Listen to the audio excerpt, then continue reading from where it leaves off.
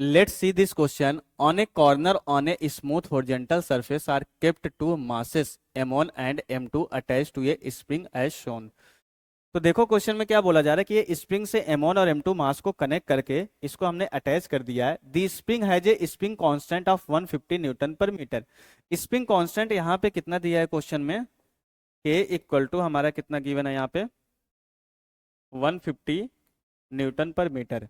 Now m2 is suddenly given a velocity to the left. अचानक से हमने m2 को क्या दे दिया, एक वेलोसिटी दे दिया लेफ्ट साइड, हमने लेफ्ट साइड एक वेलोसिटी दे दिया। It is seen that spring first comes to natural length at pi divided by 5√2 second. तो मतलब ये यहाँ पे गया कंप्रेस हुआ।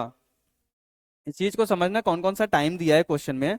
यहां से ये गया पहले मैक्सिमम कंप्रेशन होके रिटर्न आने में जो टाइम लग रहा है ये T1 कंसीडर करते हैं, जो कि हमारा क्या दिया पाई डिवाइडेड बाई 5√2 के बराबर दिया, राइट।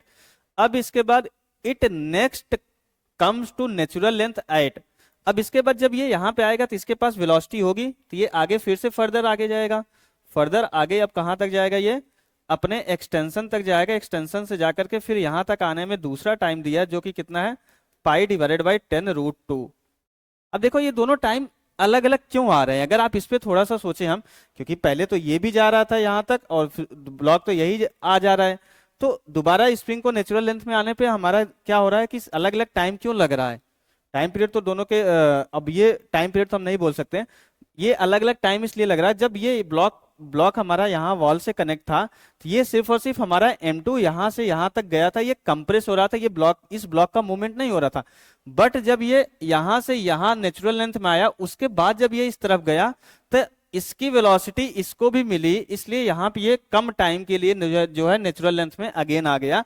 क्योंकि जब ये अपने नेचुरल लेंथ से आगे गया तो इसकी जो वेलोसिटी एनर्जी इसको भी दी जा रही है, तो इसका जो है टाइम कम हो गया। तो बेसिकली पहले जब यहां से यहां तक गया था तो सिर्फ एक ही ब्लॉक हमारा एसएचएम कर रहा था, वो भी टाइम पीरियड का। ये जो टाइम है m2 जब सिर्फ एसएचएम कर रहा था तो m2 का जो टाइम पीरियड है उसका हाफ के बराबर ये टाइम लगा। उसके बाद दोनों ब्लॉक मिलकर सिंपल हार्मोनिक मोशन कर रहे हैं, तब का ये टाइम है, राइट। तो अब यही कंसेप्ट हम यूज करने वाले हैं। आई होप समझ गए होंगे कि मैं कौन सा कंसेप्ट यूज करने वाला हूं।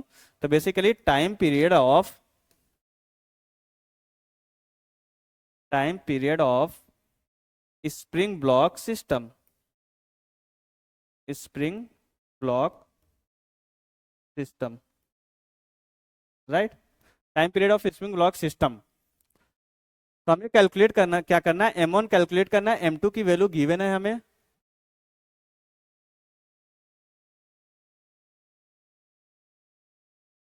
अच्छा m1 और m2 दोनों की वैल्यू नहीं गिवन है, तो हमें पहले दोनों की वैल्यू हमें कैलकुलेट, पहले m1 की वैल्यू हमें कैलकुलेट करना है, लेकिन उसके लिए m2 की वैल्यू कैलकुलेट करनी पड़ेगी। कैसे, जब ये ब्लॉक यहाँ से यहाँ तक आ रहा था तो हम आसानी से m2 कैलकुलेट कर सकते हैं, राइट। तो हम यहाँ पे आसानी से m2 कैलकुलेट कर सकते हैं। कैसे, राइट।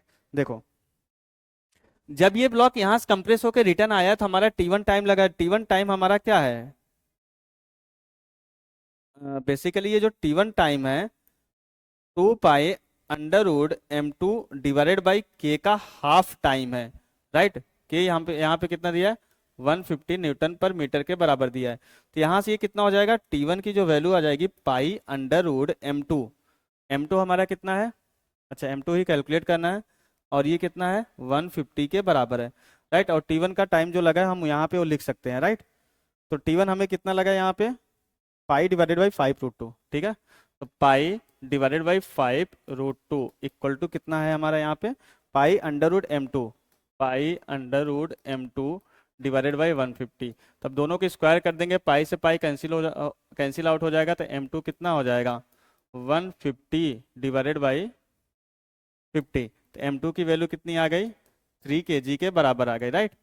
अब जब m2 की वैल्यू 3 kg आ गई तो हम m1 की वैल्यू कैसे निकालेंगे, जब ये इधर आ रहा था तो अब दोनों मिलकर के जो है हमारे क्या कर रहे हैं सिंपल हार्मोनिक मोशन कर रहे हैं, राइट। तो फिर इस केस में क्या होगा कि हम दोनों का सेंटर ऑफ मास वाले फ्रेम से देखेंगे और इनका रिड्यूस्ड मास कैलकुलेट करेंगे, तो कितना हो जाएगा m1 और m2 divided by m1 plus m2, right. और तब ये हमारा दूसरा जो टाइम T2 लग रहा है वो क्या लग रहा है 2 pi under root mu divided by के बराबर लग रहा है, और इसका हाफ लग रहा है, और ये क्या है, पाई डिवाइडेड बाई 10 रूट 2 है, equal to pi under root mu divided by k हो जाएगा। इससे कैंसिल आउट हो जाएगा, म्यू की वैल्यू कितना आ जाएगा, 150 डिवाइडेड बाई 200। तो म्यू की वैल्यू क्या है, m2 हमारा 3 है, तो 3 m1 divided by m1 plus 3, और ये कैंसिल आउट होके कितना हो जाएगा, 5 से अगर कैंसिल आउट कर देंगे 3 डिवाइडेड बाई 4, तो 12 m1 equal to 3 m1 plus 9 हो जाएगा। तो यहाँ पे कितना हो जाएगा, 9 m1 इक्वल टू 9। तो यहाँ से हमारा क्या हो जाएगा, m1 की जो वैल्यू आ जाएगी 1 kg के बराबर आ जाएगी, और यही हमारा क्या हो जाएगा, करेक्ट आंसर हो जाएगा। m1 हमें निकालना था, तो m1 की वैल्यू हमारी क्या आ गई, 1 kg के बराबर आ गई। तो यहाँ से कौन सा ऑप्शन करेगा, ओके सॉरी, ये तो m1 की वैल्यू हमें किस में पूछी गई थी, मास m1 इन 1 kg, तो m1 हमारा कितना आ गया, 1 kg के बराबर आ गया। तो this is the correct answer for this question.